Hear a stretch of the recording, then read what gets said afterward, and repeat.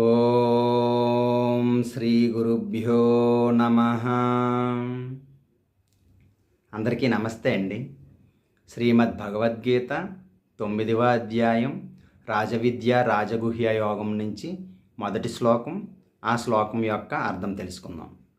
ఓం శ్రీ పరమాత్మనే నమః. వసుదేవసుతం దేవం కంసచానూరమర్దనం దేవకీ పరమానందం కృష్ణం వందే జగద్గురుం. వసుదేవసుతం దేవం కంసచానూరమర్దనం దేవకీ పరమానందం కృష్ణం వందే జగద్గురుం. వసుదేవసుతం దేవం కంసచానూరమర్దనం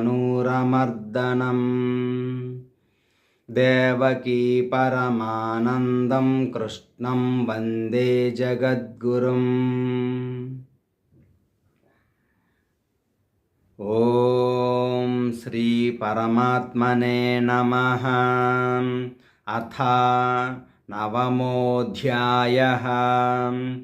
రాజవిద్యా రాజగుహ్యయోగః.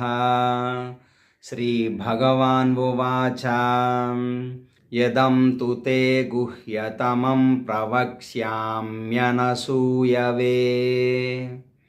జ్ఞానం విజ్ఞానసహితం యజ్ఞాత్వా మోక్షసే శుభాత్.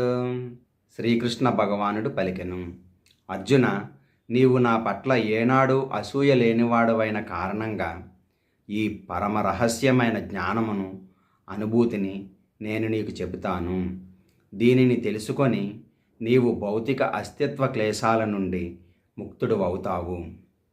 విన్నారు కదండి ఈ శ్లోకం యొక్క అర్థం. రేపు మరొక శ్లోకంతో మళ్ళీ కలుసుకుందాం. హరే కృష్ణ.